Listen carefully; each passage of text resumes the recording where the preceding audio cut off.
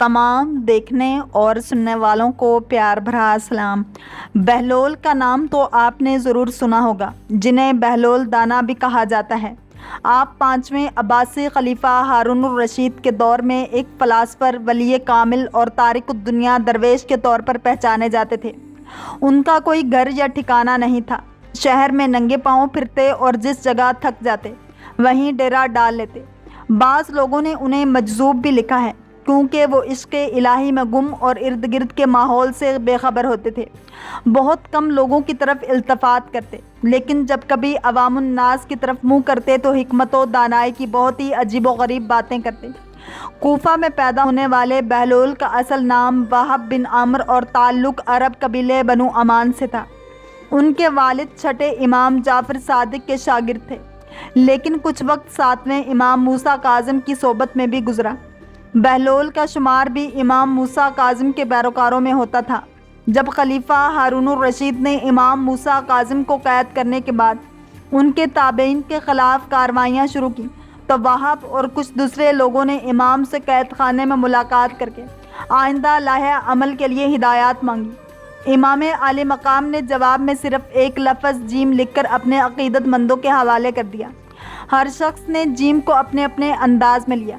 कुछ ने उसे जिला वतन समझा और बाज़ ने उसके मानी जबल यानी पहाड़ों में रोपोशी लिया, लेकिन वहाब ने उसे जुनून यानी मजनूनियत में तब्दील कर दिया। उन्होंने अपनी शहाना ज़िंदगी तरक्की और फटे पुराने कपड़े पहनकर गलियों में निकल आए। खलीफा हारून रशीद से उनकी मुलाकात 188 हिजरी में खलीफा के सफ़र हज के दौरान कूफा में हुई, जिसका ज़िक्र इमाम इब्न कसीर ने भी किया है। बहलोल ने हारून को जो नसीहतें की, उनसे मुतासिर होकर वो उन्हें अपने साथ बगदाद ले आया और फिर बहलोल का ठिकाना बगदाद की गलियां ही रहीं। बहलोल का मज़ार भी बगदाद ही में है, जिसके एक गोशे के बारे में मशहूर है कि वहाँ सिख मज़हब के बानी गुरु नानक ने चिला काटा था। कहते हैं कि एक दिन बहलोल दरियाए दजला के किनारे बैठे गीली रेत की ढेरियाँ बना रहे थे और हारून रशीद की चहेती मलका ज़ुबैदा अपने महल के झरोके से बड़े इन्हमाक के साथ उन्हें देख रही थी। वो मिट्टी की ढेरी बनाते और फिर खुद ही उसे मस्मार कर देते। मलका झरोके से उतरकर अपनी सहेलियों के हमरा दरिया किनारे आ गई और पूछा, क्या कर रहे हो? बहलोल ने अदाए बेनियाजी से कहा, जन्नत के महल बना रहा हूँ। मलका ने सवाल किया, अगर कोई तुमसे ये महल ख़रीदना चाहे तो फ़रोख्त करोगे? बहलोल ने कहा, हाँ क्यों नहीं, मैं बनाता भी हूँ और फ़रोख्त भी करता हूँ। मलका ने पूछा, बताओ एक महल की कीमत क्या है? बहलोल ने बेसाख्ता कहा, 3 दिरहम। बाज़ लोगों ने 1 दिरहम भी लिखा है। मलका के हुक्म पर बहलोल को 3 दिरहम उसी वक्त अदा कर दिए गए। ये वाक़या मलका ने अपने शौहर खलीफा हारून रशीद को बताया, जिसे खलीफा ने मजाक में टाल दिया। लेकिन रात को हारून ने ख्वाब में जन्नत के मनाजिर देखे, जिनमें आबशारों और मुर्ग़ज़ारों के अलावा खूबसूरत महल्लात भी शामिल थे।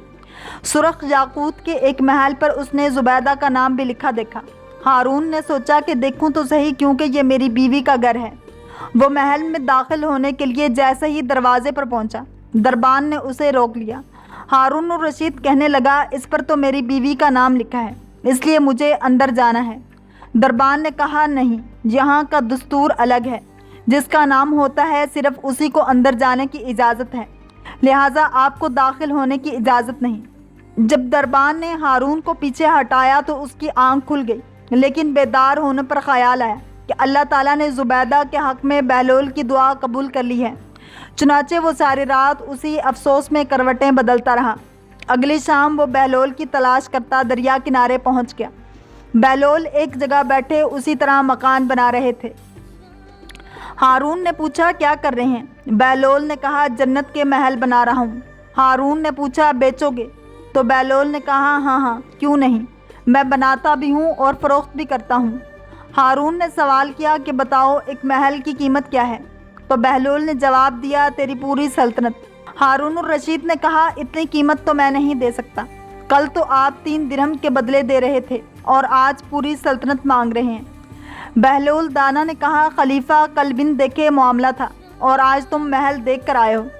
खलीफा ये सुनकर मायूसी से घुटनों के बल बहलोल दाना के सामने बैठ गया और कहने लगा, हज़रत मुझसे मेरी सारी सल्तनत ले लें, लेकिन मुझे एक महल दे दें। بہلول دانا نے خلیفہ کی عاجزی دیکھی تو کہا کہ میں تمہاری اس سلطنت کا کیا کروں گا؟ اس دنیا کی محبت تو بہت سے گناہوں کی جڑ ہے۔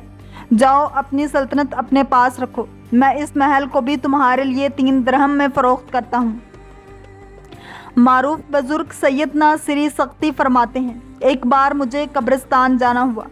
وہاں میں نے بہلول دانا کو دیکھا کہ ایک قبر کے قریب بیٹھے مٹی میں لوٹ پوٹ ہو رہے ہیں۔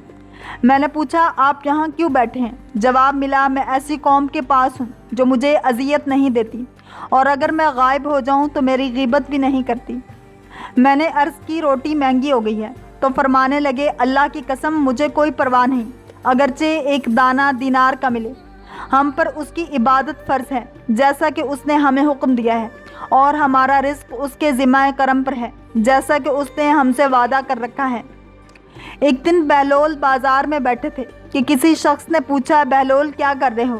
تو بہلول نے کہا کہ بندوں کی اللہ سے صلح کرا رہا ہوں۔ اس شخص نے کہا کہ پھر کیا بنا؟ بہلول نے کہا کہ اللہ تو مان رہا ہے لیکن بندے نہیں مان رہے۔ کچھ عرصہ بعد اسی شخص کا ایک قبرستان کے پاس سے گزر ہوا تو دیکھا بہلول قبرستان میں بیٹھے ہیں۔ قریب جا کر پوچھا، بہلول کیا کر رہے ہو؟ بہلول نے کہا، بندوں کی اللہ سے صلح کرا رہا ہوں۔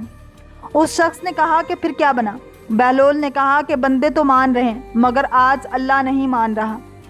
ایک مرتبہ کسی نے کہا، بہلول بادشاہ نے تمہیں پاگلوں کی مردم شماری کا حکم دیا ہے۔ فرمایا، اس کے لیے تو ایک دفتر درکار ہوگا۔ ہاں، دانہ گننے کا حکم ہو تو انگلیوں پر گنے جا سکتے ہیں۔